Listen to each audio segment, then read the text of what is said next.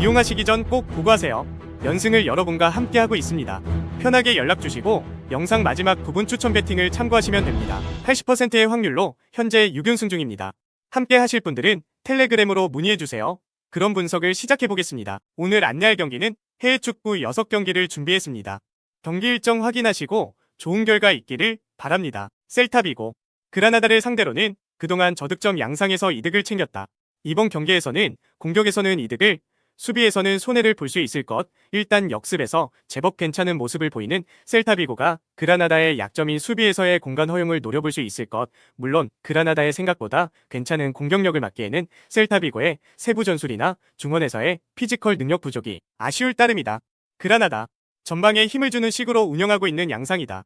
다만 패턴이 감독이 바뀐 상황에서도 유지가 된다면 그라나다의 동적인 움직임으로 인해 생기는 다득점 다실점 양상이 지속될 것. 애초에 감독이 비엘사의 직속 제자라고 할 수 있을 정도로 적극적인 편이라서 그라나다의 기조가 순식간에 바뀔 것이라고 기대하기는 어려웠다. 코멘트: 이번 경기는 두 팀이 모두 득점력을 기대할 수 있을 것. 오버를 점쳐보는 매치다. 다만 최근 5번의 대결에서 패배가 없는 셀타비고가 그라나다를 상당히 잘 상대한 편이었고 그라나다의 약점인 수비가 개선될 가능성이 적어진 상황이라면 셀타비고가 여전히 우위인 상황으로 볼 수 있지 않을까 싶다. 레체, 일단 과감한 슈팅을 만드는 것으로 화력을 잘 유지하는 양상을 보이고 있다. 다만 우려스러운 점이 있다면 간단한 패턴 플레이만으로 수비가 잘 벗겨진다는 점이 있고 체력이 떨어지는 상황에서의 박스 수비를 장담하기는 어렵다는 것. 다만 프로시노네가 슈팅을 리그 내에서도 가장 많이 내주는 축이라는 점을 이용해서 최근 5경기에서 화력을 집중해 3승 2무라는 좋은 성적을 거두고 있다.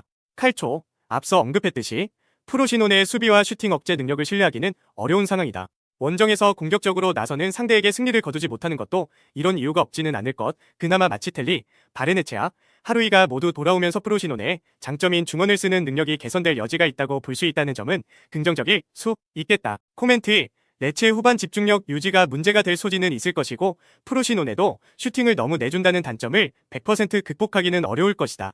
다만 과감하게 슈팅을 날리고 보는 레체가 프로시노네의 약점을 그동안 잘 공략해온 편, 상대성에서는 레체가 앞설 수 있다고 본다. 마인츠, 슈팅이 안 나오는 것은 아니지만 골이 나오고 있지 않다. 사실 마인츠의 유효 슈팅 비중을 생각하면 당연한 일인데 올 시즌 유효 슈팅 비중이 27.8%로 리그에서 가장 낮은 상황이다. 공격적으로 하는 보람이 거의 없다고 볼 수 있는 것. 오히려 공격적으로 감해도 득점이라는 성과가 없다면 의외로 효율이 뛰어난 하이덴하임의 역습에 당할 우려도 있을 듯 하다. 하이덴하임 원정에서는 승리가 없다. 하지만 바이언, 레버쿠젠, 라이프치히를 상대로 역습으로 골을 넣는 등 화력을 유지하고 있다는 점은 상당히 긍정적. 도르트문트와는 아예 2-2로 비기기도 했다. 앞서 언급한 팀들의 면면을 생각하면 아직 하이덴하임이 원정에서 부진한 이유는 원정에서 상위권 팀들을 많이 만났기 때문일 수도 있다. 코멘트: 오히려 하이덴하임이 이길 가능성도 없지는 않다고 본다. 일단 공격적인 효율에서 하이덴하임이 상당히 앞서고 있다는 생각이 드는 상황. 원정에서 부진한 것은 아직 하이덴하임이 중하위권 팀들을 상대한 경기가 원정에서 많지 않았기 때문일 수도 있다. 적어도 원정에서 강호를 상대로 득점력을 유지하고 있다는 점도 꽤 긍정적. 보훔, 선수비 후역습 성향을 가진 팀이다. 상대에게 공을 쥐어주는 편이 많다. 이런 패턴에서 잘하는 팀을 상대로는 지난 호펜하임전 1-3 패배가 말해주듯이 제법 약한 모습이다. 우니온이 감독이 바뀐 이후로는 4-2-3-1로 제법 공격적으로 몰고 가는 양상이 있고 풀주전 레알을 상대로 2골을 기록하는 등 변화된 모습을 보이고 있다는 것이 부담일 수 있을 것이다. 우니온 베를린, 수비적으로는 아직 완성 단계는 아니다. 4-2-3-1로 바꾸기는 했지만 중원에서 상대의 전진을 잘 제어하지 못한 것이 올 시즌 우니온의 추락으로 이어진 만큼 구조적인 문제가 아주 해결된 상황이 아니다.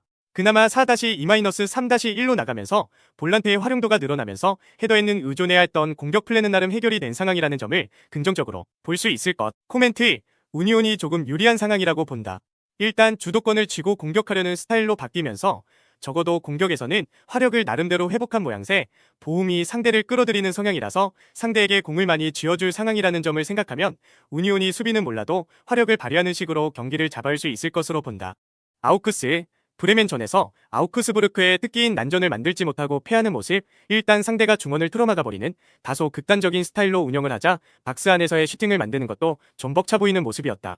적어도 도르트문트가 라이프치히전에서 화이팅 있는 모습을 보여준 점은 감안해야 할 상황이다. 도르트문트, 라이프치히전에서는 훈멜스의 퇴장에도 불구하고 우려가 컸던 웨즈장과 엠레잔이 분전하는 모습이 있었다. PSG를 상대로도 무승부를 기록하는 등 어려운 일정에서도 나름대로 저력 자체는 보여주고 있는 상황이다. 특히 브란트 로이스의 공존 문제를 해결하기 위해 아데에미를 투입했는데 아데에미가 골을 넣으면서 피드백이 슬슬 되고 있는 듯한 모습을 보여주고 있다. 코멘트: 도르트문트가 유리한 상황이라고 본다. 일단 도르트문트의 기복이 있지만 강호들을 상대로도 피드백이 되는 모습과 중앙에서의 파이팅 넘치는 모습이 보였다는 것은 상당히 긍정적으로 볼 여지가 있을 듯. 아우크스부르크 특유의 난전에 대응하는 플랜도 나름 생긴 분위기다. 다름슈타트, 홈에서는 은근히 공격적으로 나서는 면모가 있다. 실제로 홈에서 53%의 전력을 생각하면 꽤 높은 점유율을 확보하는 모습. 하지만 볼프스부르크가 오히려 올라오는 팀을 저격하는 속공 상황에서 전반적으로 강한 편이라 다름슈타트의 이성질이 오히려 해가 될 가능성이 없지는 않다. 볼프스부르크, 원정에서는 1승 6패로 아주 약하다. 그러나 원정에서 거둔 유일한 승리가 켈른이었다는 점을 생각하면 좋을 듯.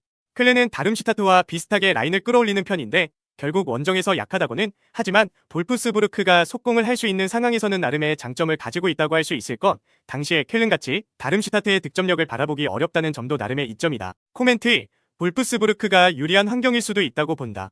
일단 원정에서 약하다고 해도 속공 상황에서 강점을 보일 수 있는 환경에서는 잘해왔다는 점이 근거. 다름슈타트가 홈에서는 제법 라인과 점유율을 끌어올리는 편인데 볼프스부르크의 장점의 날개를 달아주는 행위일 수 있다고 본다. 자, 그런 분석으로 결과를 예측해보겠습니다. 추천 배팅입니다. 셀타비고 대 그라나다. 승패: 셀타비고 승, US 레체 대 칼초. 승패: 레체 승, 마인츠 대 하이덴하임. 승패: 하이덴하임 승. 보훔 대 우니온 베를린. 승패: 우니온 베를린 승. 아우크스 대 도르트문트. 승패: 도르트문트 승. 다름슈타 대 볼프스부르크. 승패: 볼프스부르크 승을 추천해봅니다. 더 많은 픽을 원하시면 문의해주세요. 오늘의 분석은 여기까지입니다. 본 영상은 참고용으로만 보시기 바랍니다. 추천 배팅입니다. 웨스턴 유나이티드 대 브리즈번. 승패: 브리즈번 승. 웨스턴 시드니 대 애들레이드. 승패: 웨스턴 시드니 승을 추천해봅니다. 더 많은 픽을 원하시면 문의해주세요. 오늘의 분석은 여기까지입니다.